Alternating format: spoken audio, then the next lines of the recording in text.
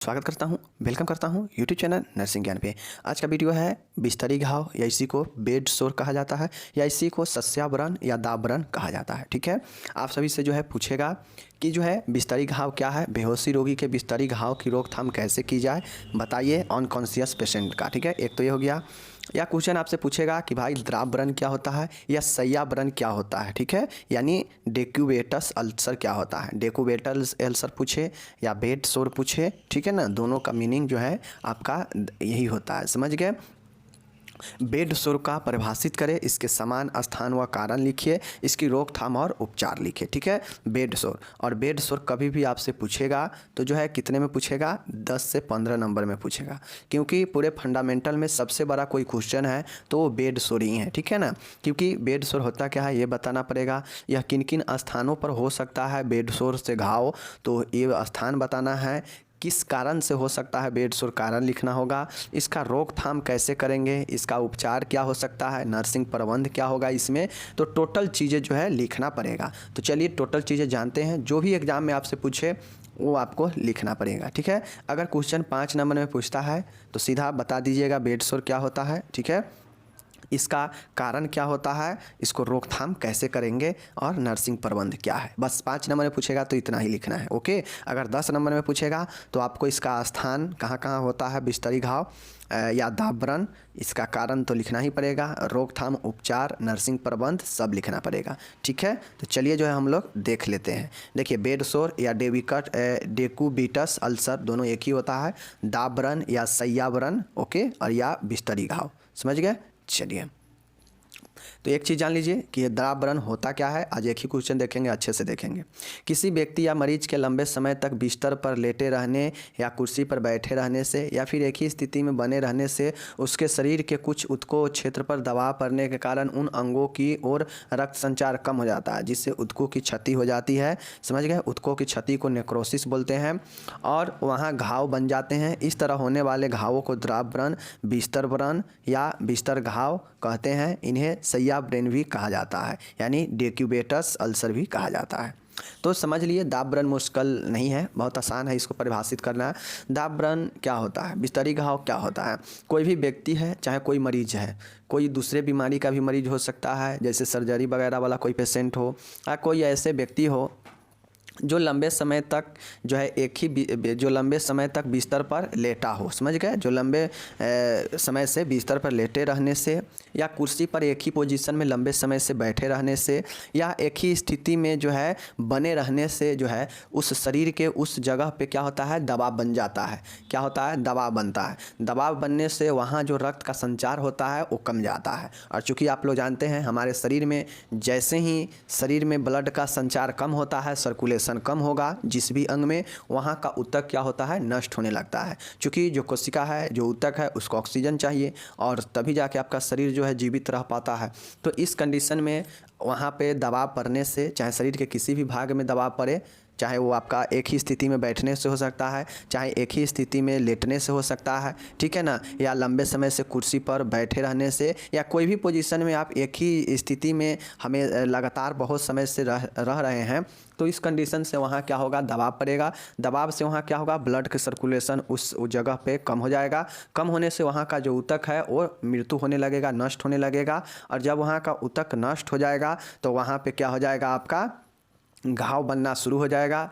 Skin क्या हो जाएगा, झुर्रीदार हो जाएगा, ड्राइनेस हो जाएगा, उसमें लालापन आ जाएगा और उसमें घाव होने लगेगा। ठीक है, और इसी को हम लोग दाव्रण, बिस्तर व्रण या बिस्तरी घाव तथा इससे सय्याव्रण यानी डेक्यूबेटस अल्सर कहते हैं। तो आसानी से समझ लिए कि कोई भी व्यक्ति है, चाहे वो कोई मरीज हो सकता है या कोई नॉर्मल व्यक्ति हो सकता है, अगर लंबे समय तक एक ही पोजीशन में कहीं पे बैठता है कुर्सी पर, या कहीं पे एक ही पोजीशन में लेटा हुआ है, या कहीं पे वो एक ही स्थिति में बना हुआ है, तो उस कंडीशन में वहाँ का प्रेशर पड़ने से वहाँ ब्लड सर्कुलेशन कम हो जाता है, जिसके कारण वहाँ का ऊतक क्या होता है, नष्ट होने लगता है। अब कौन कौन से शरीर में प्रेशर पॉइंट होता है, ये सब का देखेंगे। चलिए आगे हम लोग देखते हैं। ठीक है, चलिए अब देखिए बिस्तरी घाव होने के समान स्थान। अब कौन कौन से जगह है जहाँ पे बिस्तरी घाव हो सकता है, जहाँ पे ज़्यादा चांसेज है, समझ गए। तो चलिए देखते हैं।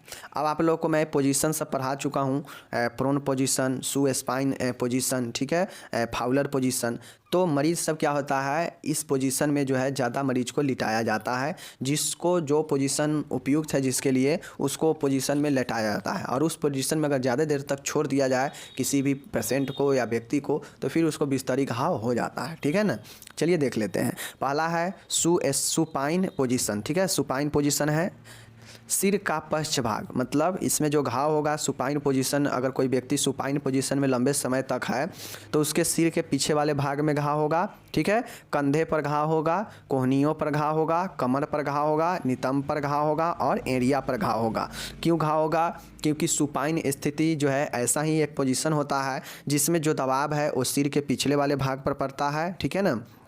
उसके बाद है कंधे पर दबाव पड़ता है, कोहनियों पर दबाव पड़ता है, ठीक है, कमर पर दबाव पड़ता है और बटक्स नितंब पर दबाव पड़ता है और एड़िया हिल्स पर दबाव पड़ता है, समझ गए। सुपाइन पोजीशन में जितने जितने प्रेशर पॉइंट है वो सब पर दबाव पड़ता है और इस जगह पे जो है बिस्तर घाव होने का चांसेज रहता है सू स्पाइन पोजीशन में, समझ गए। चलिए दूसरा है अधोमुख पोजीशन, प्रोन पोजीशन, ठीक है ना। अधोमुख पोजीशन का मतलब क्या है, देख लीजिए। मतलब मुख के भर लेटा हुआ, समझ गए ना। मुंह के साइड से जो लेटा हुआ रहता है तो उसको कहाँ कहाँ हो सकता है, तो देखिए अधोमुख होता है तो जैसे घुटना मोड़ कर और मुंह के बल जो है लेटा होता है, लेकिन मुंह जो है साइड के तरफ होता है, मुंह नीचा नहीं होता है, मुंह साइड के तरफ होता है, घुटना मोड़ के जो है नीचे की तरफ लेटा होता है, समझ गए। और उसका नितंब जो होता है वो ऊपर होता है, समझ गए। इसलिए जो है यहाँ पे नितंबों में घाव नहीं होता क्योंकि नितंब यहाँ पे ऊपर रहता है, बटक, समझ गए। बाकी देखिए कहाँ कहाँ होगा प्रोन पोजीशन में, तो देख लीजिए कान में होगा। चूँकि कान में कैसे होगा, क्योंकि व्यक्ति जो है लेटा हुआ है और उसका मुंह जो है, मुख जो है एक साइड से मुड़ा हुआ रहता है तो कान दबाव पड़ेगा कान पर, तो कान में हो सकता है। छाती, क्योंकि छाती वह जो है छाती के बल ही लेटा है तो छाती में ही होगा, ठीक है। गाल है, चूँकि उसका कान मुड़ा हुआ है तो एक साइड का गाल भी मुड़ा हुआ रहेगा तो जो है गाल में भी होगा। घुटना पर ही बल रख के जो है ये अधोमुख पोजीशन होता है तो घुटना में हो सकता है प्रेशर पड़ने से, ठीक है। उसके बाद नेक्स्ट देखिए महिलाओं में स्तनों में होगा, चूँकि वह छाती के बल है तो छाती में होगा तो स्तनों में भी हो सकता है, समझ गए। पुरुष में जन्नांगों और पाँव की उंगलियों में हो सकता है, टूज में, समझ गए। और पुरुष को जन्नांगों में हो सकता है, चूँकि यह पूर्ण तरीका से लेटा हुआ पोजीशन होता है, मुंह के बल होता है। सिर्फ इसमें जो मुंह होता है वह बेड के साइड जो है नहीं होकर वह मुंह जो है किसी साइड में जो है रखा होता है, समझ गए। तो इसलिए जो है आपका इन सब जगह पर जो है प्रोन पोजीशन में जहाँ जहाँ दबाव पड़ेगा अधोमुख में वहाँ वहाँ होगा। प्रोन पोजीशन में कहाँ कहाँ दबाव पड़ेगा, कान में, छाती में, गाल में, घुटने में, महिलाओं में स्तनों में, पुरुष के जन्नांगों में, पाँव की उंगलियों में। इन सब में जगह क्यों पड़ेगा, नितंब में क्यों नहीं होगा, क्योंकि यह मुँह के भरे, मुँह की साइड से लेटा हुआ, छाती के साइड से लेटा हुआ स्थिति होता है और मुँह जो है एक साइड घुमा होता है, इसलिए यह नितंब में, पीठ में इस समय इसका घाव या बैक में नहीं होता। बैक यहाँ पे ऊपर होता है इसलिए बैक में दबाव नहीं पड़ता है, समझ गए। ये अंग से देख भी सकते हैं, ये सब नीचे ही होता है, समझ गए। चलिए तीसरा यहाँ पे देखिएगा पार्श्व स्थिति, लेटरल पोजीशन है, ठीक है। अब देखिए किसी को अगर लेटरल पोजीशन होगा तो उसको कहाँ कहाँ घाव होगा, देख लीजिए। कान में होगा, ठीक है ना, कंधों में होगा, गाल में होगा, ठीक है ना। लेटरल मतलब लीटा हुआ, समझ गए। पार्श्व स्थिति, समझ गए, लेटरल पोजीशन। अब लेटे हुए करवट लिया हुआ स्थिति में है तो करवट लेने पर जो है कान दबेगा एक साइड का तो कान में होगा, कंधा दबेगा तो कंधा में होगा, गाल भी दबेगा तो गाल में होगा, पसलिया भी दबता है एक साइड का तो पसलिया में भी होगा। नितंबों का ग्रेटर ट्रोकेंटर, घुटने का पार्श्व, समझ गए। नितंब का भी जो है क्या होता है, दबता है एक साइड से बतख भी दबता है ना, अगर एक साइड आप करवट लेटे तो उसमें होता है, ठीक है। और टखना भी एक साइड से जो है आपका क्या होता है, एक साइड से टखना भी आपका लेटरल साइड ऑफ नीट, मतलब जो घुटना होता है, घुटना का जो है आगे वाला नहीं, क्योंकि लेटा हुआ भाग है तो बगल वाला भाग जो है उसका प्रभावित होगा तो बगल वाला में होगा। उसके बाद एंकल मतलब टखना में होगा, मतलब लेटा हुआ पोजीशन। और ये लेटा हुआ पोजीशन कौन है, करवट लिया हुआ। तो करवट लिया हुआ एक साइड का जितना भी अंग प्रभावित होगा वो सब जो है आपका क्या होगा कि सब पर दबाव पड़ेगा और सब पर बिस्तरी घाव होने को चांसेज रहेगा, समझ गए। तो तीसरा हो गया पार्श्व, ठीक है। चौथा देख लीजिए कहाँ होगा, पांचवा देखिए, चौथा देखिए फाउलर पोजीशन। अब आप लोग जानते हैं फाउलर्स पोजीशन जो होता है यह अस्थमा वाले, हृदय रोग वाले आराम दिलाने के लिए इसका उपयोग किया जाता है, समझ गए। तो आप लोग जानते हैं कि जैसे ऐसे बेड है, इस पर पेशेंट है, समझ गए। तो ये पेशेंट है, ये बैठा हुआ है और इससे जो है बेड से ऐसे ऐसे करके या फिर ऐसे करके पेशेंट होता है और पीछे से ये बेड इसको सहारा देता है, समझ गए।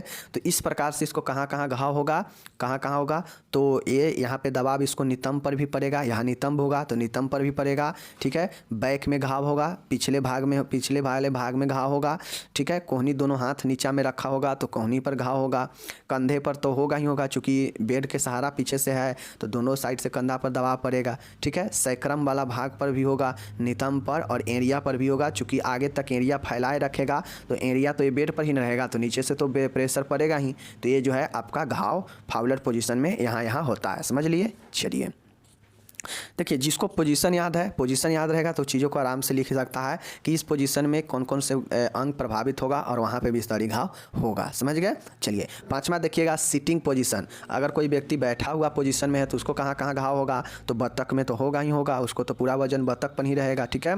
नेक्स्ट है एरिया के पीछे वाला हिस्सा, बैक ऑफ हिल, हिल का पीछे, क्योंकि बैठा हुआ पोजीशन है तो ये हिल के पीछे वाला जो भाग होता है ना उसमें होगा, ठीक है। सैक्रम में होगा और कंधे में होगा, कि बैठने से तो कंधा पर भी पीछे दबाव पड़ता है ना, तो कंधा पर भी होगा। तो लगभग देखिए कंधा आपका सब में प्रभावित होता है, कंधा जो है आपके सब में प्रभावित होता है, एरिया भी लगभग सब में प्रभावित होता है, समझ गए। शोल्डर भी लगभग सब में प्रभावित होता है, समझ गए। नितंब भी लगभग सब में, सिर्फ एक पोजीशन प्रोन पोजीशन छोड़कर नितंब भी सब में प्रभावित होता है, समझ गए। तो ये 5 प्रकार से आपका दिया गया है, इसको जो है आपको याद रखना है। कौन कौन पोजीशन है, supine position, prone position, sitting position, Fowler position और एक और पोजीशन है आपका लेटरल पोजीशन। पांचों पोजीशन याद रखिएगा। पांचों पोजीशन में जो है आप दिमाग लगा के लिखिएगा। लेटरल मतलब लेटा हुआ, तो एक साइड से कोई अगर लेटा हुआ है करवट पार्श्व स्थिति, लेटरल पोजीशन मतलब करवट लेटा हुआ, तो करवट लेटा हुआ में कहाँ कहाँ प्रेशर पड़ेगा जिससे घाव होगा वो चीज़ को लिखना था।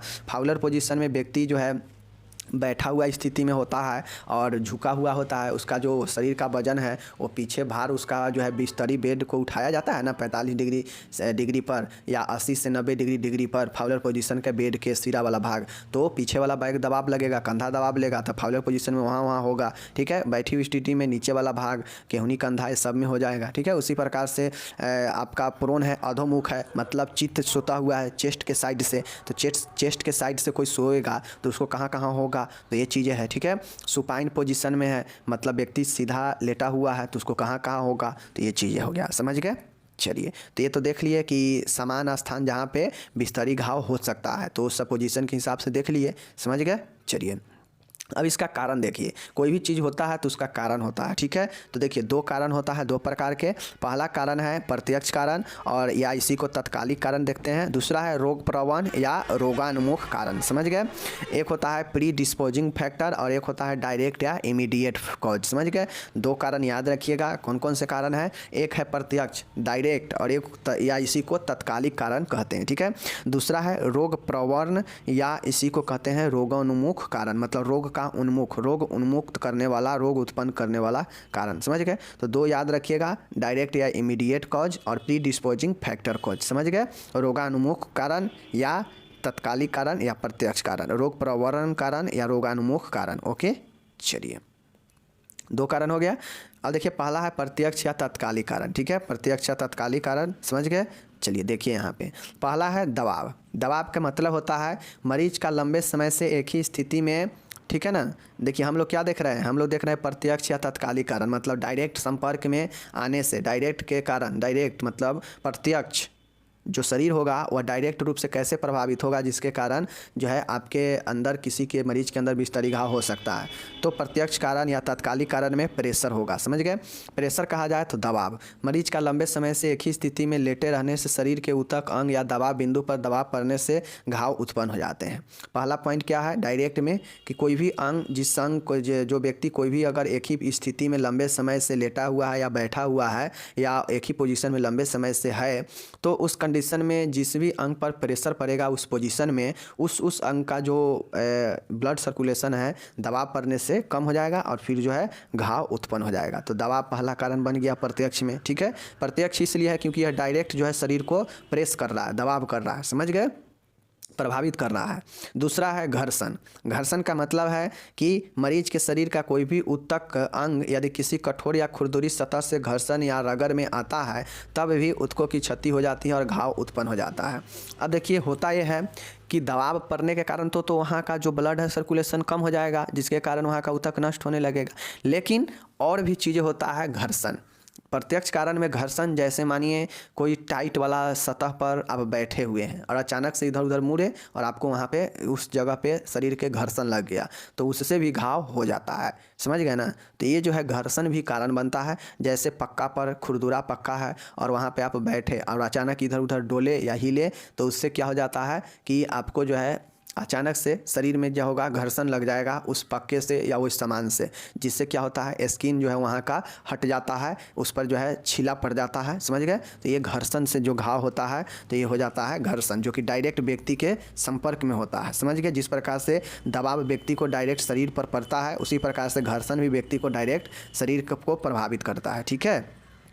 तीसरा देखिएगा नमी। नमी क्या करता है, लंबे समय से किसी मरीज के शरीर के ऊतक अंग यदि नमी के संपर्क में रहते हैं तो उसकी त्वचा नम होने के कारण आसानी से गल जाती है और त्वचा का मृदुकरण भी हो जाता है। ऐसे मरीज जिन्हें पसीना ज़्यादा आता हो उन्हें भी द्राव व्रण होने की संभावना होती है। देखिए नमी कैसे प्रत्यक्ष में है, अगर कोई व्यक्ति अगर आप ही है, ठीक है, आप ही है, अगर देखते होइएगा लंबे समय से अगर आप पानी में काम कीजिए तो आपका पैर जो है एकदम वाइट हो जाता है, वहाँ पे एकदम पानी जो है लगेगा कि आपका पैर का सरा दिया, इस टाइप से हो जाता है एकदम, मतलब वो जो है उसको फुला कर रख देगा पानी, एकदम वहाँ का जो स्किन होगा एकदम सॉफ्ट हो जाएगा, एकदम मृदु टाइप का हो जाएगा। सॉफ्ट होने से जो है क्या होगा कि वहाँ पे आसानी से घाव उत्पन्न हो जाता है। जैसे कोई व्यक्ति को अगर किसी भी जगह पर अगर बार बार ज़्यादा पसीना आता है तो उसको जो है वहाँ का स्किन क्या होता है, बहुत ज़्यादा सॉफ्ट हो जाता है, बहुत ज़्यादा मृदु कमज़ोर हो जाता है, जिसके कारण वहाँ पे थोड़ा भी नाखून वगैरह लगेगा तो वहाँ जो है घाव हो जाता है। तो ये जो है नमी भी इसका कारण होता है। इसलिए जो है स्किन को ज़्यादा भिगा कर लंबे समय तक नहीं रखना चाहिए, वरना उससे जो आपका स्किन है, त्वचा है, वो कमज़ोर पड़ जाएगा, मृदु हो जाएगा और वो घाव हो जाएगा, समझ गए। तो ये तीसरा कारण हो गया डायरेक्ट का, ठीक है। चलिए अब यहाँ पे देखिएगा चौथा जो कारण है वो है आपका रोगजनक जीवों की उपस्थिति, प्रेजेंस ऑफ पैथोजेनिक, ठीक है। नियमित रूप से साफ सफाई न होने से शरीर में सूक्ष्म जीव उत्पन्न या उपस्थित हो जाते हैं, अतः त्वचा पर संक्रमण हो जाते हैं। अब देखिएगा कभी कभी आदमी को होता है, लगेगा कि ना कहीं दबाव पड़ा है, नहीं कहीं पे जो है ना कहीं पे दबाव पड़ा है और ना कहीं पे जो है स्किन मेरा पानी के कांटेक्ट में नमी से है और ना ही जो है स्किन में जो है हमारा घर्षण लगा है, फिर भी घाव उत्पन्न हो गया। कैसे, तो वो ये सब नहीं हुआ है और घाव उत्पन्न हो गया है तो समझिए इन्फेक्शन हो गया है। आपके जिस भी भाग के त्वचा पर अगर घाव हुआ है समझिए उस त्वचा पर इन्फेक्शन रोगजनक के जीव के कारण आपके जो है घाव हुआ है, समझ गए। तो ये सब जो है आपका डायरेक्ट कारण में ये जो है 4 प्रकार के कारण था। पहला कारण था दबाव, दूसरा था घर्षण, तीसरा था नमी, चौथा है रोगजनक जीवों की उपस्थिति, मतलब आपके त्वचा पर कोई ऐसे सूक्ष्म जीवों का इन्फेक्शन के द्वारा घाव होना, समझ गए। ये चौथा हो गया, ओके, याद रहेगा कारण में। चलिए अब हम लोग यहाँ पे नेक्स्ट देखते हैं, बी में देखते हैं। 2 टाइप के देखे थे ना, 2 टाइप के, 1 और 2 देखे थे ना। एक में डायरेक्ट या इमीडिएट कॉज, दूसरा देखे थे हम लोग देखे थे ना कि प्री डिस्पोजिंग कॉज, मतलब रोगों उन्मुख कारण देखे थे ना। तो बी वाला देखिए, तो रोगों उन्मुख कारण जो है इसमें जो है आपका ज़्यादा टेंशन लेना नहीं है, ठीक है। जैसे देखिए घटी हुई जीवन शक्ति, रोग उन्मुख होने के कारण। दूसरा कारण ये है कि आपके शरीर में कोई ऐसे चीज़ हुआ है जिसके कारण बिस्तरी घाव या घाव हो सकता है शरीर में। जैसे घटी हुई जीवन शक्ति, अगर आपका शरीर में बहुत ज़्यादा आपका शरीर जो है इम्यूनिटी कमज़ोर है, आपका शरीर का जो क्षमता है घटा हुआ है, तो वो जो है शक्ति घटा हुआ है, तो ये कारण बन सकता है कि घटी हुई जीवन शक्ति। ओके, नेक्स्ट है दुर्बलता। नेक्स्ट क्या है आपका? दुर्बलता। समझ गए ना? दुर्बलता, तो दुर्बलता आपका जो है मतलब वीकनेस, समझ गए। एडीमा मतलब शरीर के किसी भाग में सूजन, ज़्यादातर पैरों में होता है। ओबेसिटी स्थूलता, मोटापा, ये सब जो है कारण बनता है। ठीक है। क्षतिग्रस्त रक्त संचार, इम्प्रॉपर ब्लड सर्कुलेशन, सही से ब्लड सर्कुलेशन शरीर में ना होना। ठीक है, ये सब रोगोन्मुख का कारण होता है। ठीक है, देख लीजिए क्या क्या कारण होता है। रोगोन्मुख कारण में क्या होता है? घटी हुई जीवन शक्ति, दुर्बलता, edema, obesity, improper blood circulation means क्षतिग्रस्त रक्त संचार। तो ये जो है इसमें मात्र यही सब 5-6 प्रकार होता है जो रोग उत्पन्न होता है शरीर में, जिसके कारण जो है घाव होता है। ठीक है, तो ये सब कारण अगर व्यक्ति में है पहले से, तो उसको जो है घाव हो सकता है शरीर में। ठीक है ना। चलिए, ये हो गया। अब हम लोग देखते हैं दाब व्रणों या बेड सोर का क्या लक्षण होगा। अगर किसी को अगर ये होता है तो उसमें क्या लक्षण होगा, देख लीजिए। पहला है शरीर पर लालापन होगा। जिस भी भाग में अगर उसको बिस्तरी घाव होने को होगा उसमें लक्षण लालापन दिखने लगेगा। जलन होगा, बर्निंग सेंसेशन होगा वहाँ पे, उस भाग में जहाँ पे रगड़ पड़ा है, घर्षण पड़ा है, दबाव पड़ा है। ठीक है ना, वहाँ या जहाँ पे पानी नमी के कारण बहुत ज़्यादा क्या है, चमड़ा मॉइस्ट हो चुका है, मृदु हो चुका है, तो वहाँ पे जलन, खुजलाहट आएगा, दाब बेदाना हो जाएगा, टेंडरनेस हो जाएगा, मतलब वो जो है काफ़ी झुर्रीदार हो जाएगा, टाइट हो जाएगा। ठीक है, वो स्किन बेचैनी होने लगेगा, शरीर वहाँ का जो स्किन होगा नीला पड़ने लगेगा, वहाँ पे जो है ब्लड का कमी हो जाएगा, और ब्लड का कमी होगा तो ऑक्सीजन का कमी हो जाएगा, और ऑक्सीजन का कमी होगा तो वहाँ ऊतकों में जो है क्या होगा, साइनोसिस मतलब ऑक्सीजन का कमी होने लगेगा। तो ये सब जो है लक्षण होता है। ठीक है, साथ ही देखिए असुविधा होगा, मतलब अनइजीनेस होगा। ठीक है, ओडीमा होगा, स्थानीय एडीमा, वहाँ पे सूजन आ जाएगा। ठीक है, प्रभावित क्षेत्र ठंडा या संवेदनशील लगना, जिस भी स्थान पर लगता है कि हमें घाव हो रहा है, बिस्तरी घाव है, तो वहाँ पे ठंडा महसूस होता है या संवेदनशील लगता है। समझ गए, हाइपर सेंसिटिव होने लगता है। ठीक है, उसके बाद है वहाँ पे सूजन होगा, एडिमा जिसको बोलते हैं। असुविधा होगा, अनयूजनेस हो जाएगा, वहाँ का जो त्वचा होगा नीला पड़ने लगेगा जिस भी स्थान पर घाव उत्पन्न होने को होगा। ठीक है, साथ ही वहाँ लालापन आएगा, जलन होगा, दाब बेदाना मतलब टाइटर हो जाएगा स्किन, और बेचैनी होने लगेगा। ये सब लक्षण है। ठीक है, देख लीजिएगा। बिस्तरी घाव का स्टेज देखिए, कौन कौन से स्टेज में बिस्तरी घाव होता है। ठीक है, स्टेज होता है। अब घाव जो होता है तो किसी को हल्का रहता है, किसी को थोड़ा ज़्यादा रहता है, किसी को बहुत ज़्यादा रहता है, किसी को इतना खतरनाक रहता है कि उस घाव के बाद जो है शरीर को एक जिस भी अंग में हुआ रहता है उसको काट के हटाना ही पड़ता है। तो ये सब जो है स्टेज होता है। तो चलिए स्टेज देख लेते हैं। समझ गए, स्टेज है। पहला स्टेज देखिएगा, रोगी की त्वचा लाल हो जाती है और त्वचा में चमक आने लगती है। ठीक है, इसमें रोगी की एपिडर्मिस त्वचा सम्मिलित होती है तथा जो त्वचा नरम व पीलाजनक हो जाता है। इसमें जो फर्स्ट स्टेज जो होता है, इसमें सिर्फ और सिर्फ रोगी के बाहरी जो त्वचा होता है वही प्रभावित होता है, इसमें लाल और चमक आ जाता है। समझ गए, साथ ही जो त्वचा होता है वह नरम हो जाता है वहाँ का, और पीलाजनक हो जाता है। समझ गए, झुर्रीदार हो जाता है। तो पहला स्टेज में सिर्फ और सिर्फ बाहरी त्वचा जो है प्रभावित होता है। समझ गए। दूसरा स्टेज में देखिएगा कि इसमें त्वचा का रंग नीला पड़ जाता है तथा एपिडर्मिस के साथ साथ डर्मिस लेयर भी प्रभावित हो जाता है। त्वचा पर पानी से भरे फफोले उत्पन्न हो जाते हैं तथा खुले घाव की तरह दिखाई देने लगते हैं। ठीक है, देखिए दूसरा स्टेज में जब व्यक्ति जाता है तो पहला स्टेज में तो उसका सिर्फ वहाँ पे लाल हुआ है, त्वचा नरम पड़ गया है। ठीक है ना, और हल्का फल्का खुजलाहट होता है। समझ गए। लेकिन जब सेकेंड स्टेज में जाता है तो उस जगह का जो है अब त्वचा लाल से क्या हो गया है, नीला पड़ गया, चूँकि वहाँ का जो ऊतक है, अब ऊतक का जो है वहाँ पे ब्लड नहीं मिल रहा है। उस कंडीशन में वहाँ पे साइनोसिस मतलब नीला होने लगेगा वहाँ का स्किन, जिस भी जगह पे सेकेंड स्टेज में पहुँच गया है वो घाव। समझ गए। अब एक घाव जो होता है पहले जो एपिडर्मिस में था, सिर्फ बाहरी त्वचा में था, अब ये जो है डर्मिस लेयर मतलब त्वचा का आंतरिक लेयर तक जो है ये प्रभावित करता है। समझ गए। साथ में इसमें फफोले जो है पानी से भरा हुआ फफोले निकल जाता है तथा खुले घाव ओपन वाउंड की तरह दिखाई देने लगता है सेकेंड स्टेज में। सीधा समझिए कि सेकेंड स्टेज में जो घाव होता है ऊपर स्किन से लेकर नीचे के स्किन तक पहुंच जाता है और फफोले निकल जाता है पानी से भरा हुआ, और यह ओपन वाउंड की तरह खुले घाव की तरह दिखाई देने लगता है। साथ ही सेकेंड स्टेज में ही वहाँ का स्किन नीला पड़ जाता है। समझ गए। तो ये सेकेंड स्टेज हो गया। ओके, चलिए तीसरा स्टेज देखिएगा, इसमें त्वचा की तीनों परतें एपिडर्मिस, डर्मिस और सबक्यूटेनियस प्रभावित हो जाती है। घाव में रिसाव शुरू हो जाता है तथा त्वचा का रंग भूरा व नीला पड़ जाता है। जब तीसरा स्टेज में घाव जाता है तो अभी तक क्या था, पानी से भरा हुआ फफोला निकला था, वहाँ का स्किन नीला पड़ा था और सेकेंड स्टेज तक एपिडर्मिस तक ही घाव प्रभावित था। लेकिन जब थर्ड स्टेज में जाएगा तो जो एपिडर्मिस, डर्मिस मतलब बाह्य, आंतरिक और अधत्वचीय यानी सबक्यूटेनियस यहाँ तक प्रभावित हो जाता है। समझ गए? यहाँ तक प्रभावित होने के साथ जो फोड़ा है वहाँ से रिसाव शुरू हो जाता है, मतलब जो उसमें पानी वगैरह भरा है, जो भी मवाद वगैरह वहाँ से सिक्रेशन होने लगता है और त्वचा जो है नीला और भूरा पड़ जाता है। ये तीसरा स्टेज में। समझ गए? चलिए चौथा स्टेज यहाँ पे देखिएगा, ये बड़ी ही गंभीर स्थिति होती है। जब चौथा स्टेज में जाता है तो बहुत गंभीर स्थिति हो जाता है।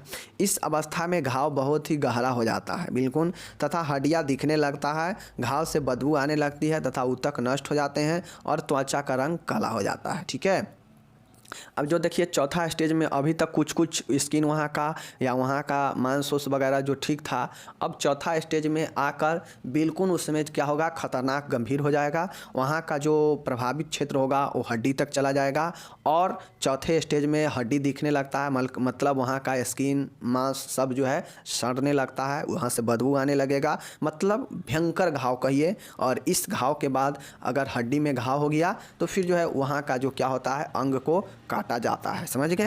तो ये जो है चौथा स्टेज काफ़ी भयानक होता है और यहाँ के बाद स्किन काला पड़ जाता है, क्योंकि बिल्कुल भी वहाँ पे अब रक्त का संचार या ऑक्सीजन नहीं है। ठीक है, तो चौथा जो है काफ़ी खतरनाक होता है, जिसमें सड़ने लगता है जिस भी अंग में घाव हुआ है। ठीक है, चलिए ये हो गया दाब व्रण ग्रहणशील मरीज, बेड सोर सस्पेटाइल पेशेंट। ठीक है ना, अब देखिए बेड सोर जो है किसको, कौन कौन से जो है मरीज को हो सकता है, तो जो अनकॉन्शियस में से पेशेंट है उसको होगा, साथ ही जो स्थूल मरीज है, ओबेसिव पेशेंट है उसको हो सकता है, अत्यधिक दुबले मरीज को हो सकता है, भेरी पतले जो होते हैं ना उनको हो सकता है, बहुत ज़्यादा मोटा है उसको भी हो सकता है, बहुत ज़्यादा पतला है उसको भी आसानी से हो सकता है। ठीक है ना, संवेदनहीनता से पीड़ित मरीज, ठीक है ना, जिसके अंदर सेंसिटिविटी है ही नहीं, उसके अंदर जो है होने लगेगा।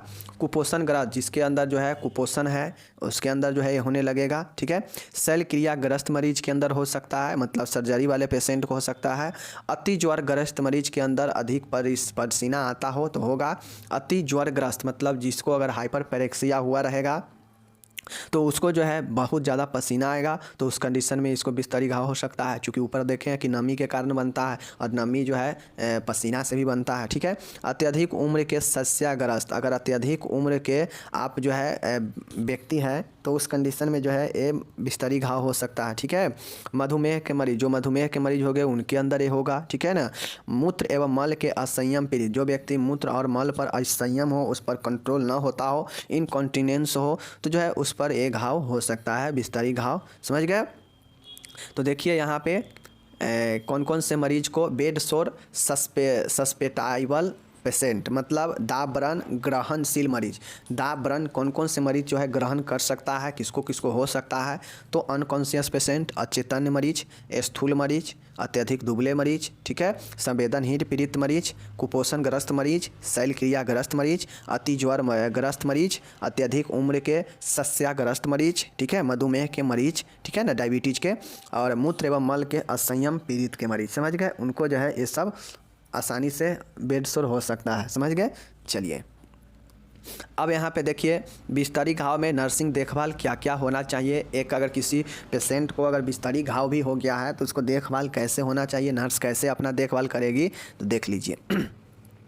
पहला है रिस्क ग्रुप वाले मरीज की पहचान करें। सबसे पहले अगर किसी को बिस्तरी घाव है तो ऐसा नहीं है कि सबको जो है खतरनाक ग्रुप ही, मतलब तीसरा और चौथा स्टेज का ही होगा, एक दो का भी होगा, तो पहले वैसे रिस्क ग्रुप का पता करें। ठीक है, मरीज को बिस्तरी घाव होने का पता करें कि किस कारण से हुआ है। ठीक है, मरीज की त्वचा का दैनिक व नियमित रूप से परीक्षण करें। त्वचा का दैनिक और नियमित रूप से जो है उसको क्या करें, इंस्पेक्शन करें, परीक्षण करें। ओके, मरीज के बिस्तरी घाव का अवलोकन करें कि बिस्तरी घाव कितना ज़्यादा हानिकारक है, कितना ज़्यादा डीपली चला गया है। मरीज की स्थिति समय समय पर बदलते रहे पोजीशन, ठीक है। बिस्तर को साफ़ सुथरा एवं सिलवट रहित, नमी रहित बनाएं, ठीक है, ताकि जो है उसे दिक्कत ना हो, घर्षण ना लगे और नमी ज़्यादा ना मिले, ठीक है।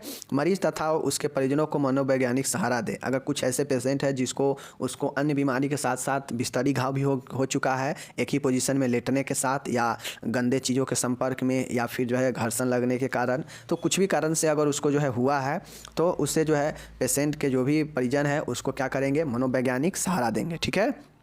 मरीज की व्यक्तिगत स्वच्छता का ध्यान रखेंगे, हाइजेनिक बिल्कुल ध्यान रखेंगे, ठीक है। मरीज को हवाई गद्दे या हवाई क्यूशन, एयर क्यूशन प्रदान करेंगे ताकि उससे जो है आराम मिल सके, ठीक है ना। नेक्स्ट देखिएगा, मरीज को प्रतिदिन सुविधा अनुसार व्यायाम करवाए, ठीक है। व्यायाम करवाने से उसका ब्लड का सर्कुलेशन बना रहेगा, ठीक है। मरीज के घावों की सख्त विसंक्रमित तकनीकों के साथ ड्रेसिंग करे। अगर जिस भी पेशेंट को घाव हो चुका है तो उसको जो है बिल्कुल डिसइंफेक्शन मेथड का उपयोग करेंगे, विसंक्रमित मेथड का, समझ गए। नेक्स्ट है, मरीज के घाव के आसपास के क्षेत्रों को शुष्क एवं साफ रखें। जहाँ भी घाव हुआ है जिस भी अंग में, वहाँ बिल्कुल साफ सुथरा और शुष्क रखें, ठीक है। मरीज को पर्याप्त मात्रा में तरल दें तथा उच्च प्रोटीन एवं विटामिन युक्त आहार दें, क्योंकि उसको शरीर से घाव होने पर ब्लडिंग बहुत सारा पस युक्त मवाद वगैरह निकलने लगता है, ठीक है ना। चलिए नेक्स्ट देखिएगा, 14 नंबर है, मरीज की पीठ पर पाउडर लगाएं। अगर पीठ पर घाव वगैरह है या अगर वह पीठ पर के बल लेटता है बार बार तो उसे जो है पीठ पर पाउडर लगाएं, ठीक है। त्वचा की आरोग्य कारक शिक्षा के बारे में मरीज एवं उसके परिजनों को शिक्षित करें, मतलब त्वचा के स्किन को कैसे देख रेख करें, हाइजेनिक रखें, इसके लिए परिजन को और उसके मरीजों को शिक्षित करें, समझ गए। चलिए नेक्स्ट है, गीले कपड़े या बिस्तर तुरंत बदले। अगर पेशेंट किसी भी कारण से अगर अनकॉन्शियस है तो हो सकता है उस पर मूत्र का या मल का असंयम नहीं रहेगा, तो इस कंडीशन में तुरंत साफ़ करें, तुरंत उसके कपड़े बदले और उसे ड्राई करें, ठीक है ना। तो ये जो है आपका 16 पॉइंट है। आप इसमें और पॉइंट जोड़ सकते थे, इसको 20 पॉइंट भी लिख सकते हैं, ठीक है। तो ये हो गया आपका नर्सिंग देखभाल, ठीक है ना। चलिए अब देखिए, इस किसी बिस्तरी घाव वाले को रोकथाम कैसे किया जाएगा, prevention and treatment of bed सोर, ठीक है। चलिए देखते हैं।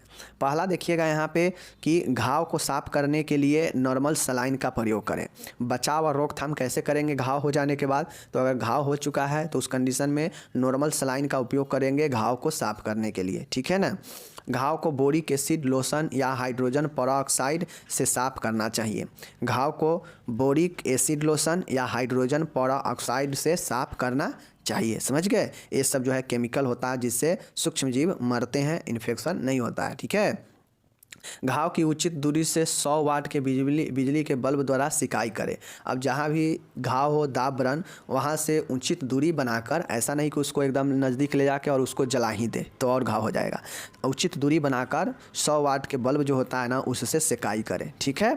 चिकित्सीय निर्देशानुसार मरीज को एंटीबायोटिक थेरेपी दें। अब इन्फेक्शन से बचाने के लिए डॉक्टर जो सजेशन किए हैं वो एंटीबायोटिक थेरेपी देना चाहिए, ठीक है। चलिए लास्ट है, घाव की सतह पर जिंक ऑक्साइड लगाना चाहिए। अब जहाँ पे घाव हुआ है उसके सतह पर जिंक ऑक्साइड का लेप लगाना चाहिए, ठीक है। तो साफ किससे करना चाहिए, नॉर्मल सलाइन से, फिर बोरिक एसिड से और हाइड्रोजन पेरोक्साइड से साफ करें। 100 वाट के बिजली के बल्ब से सेकाई करें, उचित दूरी बनाकर। डॉक्टर के अनुसार एंटीबायोटिक दे, दर्द हो तो एनाल्जेसिक दे, एनाल्जेसिक दवाइयाँ दे, दर्द निवारक दे, ठीक है। और उसके बाद है घाव के सतहों को ठीक करने के लिए उस पर जिंक ऑक्साइड लगाए, समझ गए। तो ये सब जो है आपका रोकथाम हो गया और उपचार हो गया, तो ये चीज़ें हैं, ठीक है ना। चलिए तो अब बाकी ये चीज़ देख लिए। अब घाव वाले पेशेंट को, बिस्तरी घाव वाले पेशेंट को बुखार उखार सब होता है तो लक्षण में बुखार उखार भी लिख दीजिएगा तो दिक्कत नहीं होगा, समझ गए। और यहाँ उपचार और रोकथाम में एंटीपायरेटिक और एनाल्जेसिक भी लिखेंगे तो आपका सही हो जाएगा, ठीक है। चलिए हम लोग मिलते हैं अगले वीडियो में। आप लोग पढ़ाई कीजिए, बहुत आसान था, 1-2 बार रिपीट करके पढ़ लीजिएगा। माइंड को कॉन्स्टेंट करके सीधा याद रखना है। स्टेज 4 स्टेज होता है, ठीक है। कारण 2 कारण होता है, एक कारण होता है डायरेक्ट इमीडिएट कारण, एक होता है आपका प्री डिस्पोजिंग कॉज, ठीक है ना, रोगान्मुख कारण। रोगान्मुख कारण में तो बिल्कुल आसान है, सीधा पॉइंट सब है 2-4 गो, समझ गए। बाकी डायरेक्ट वाला में दबाव, घर्षण, नमी, यही सब था, ठीक है ना। तो ये सब कितना आसान है। मिलते हैं अगले वीडियो में, धन्यवाद।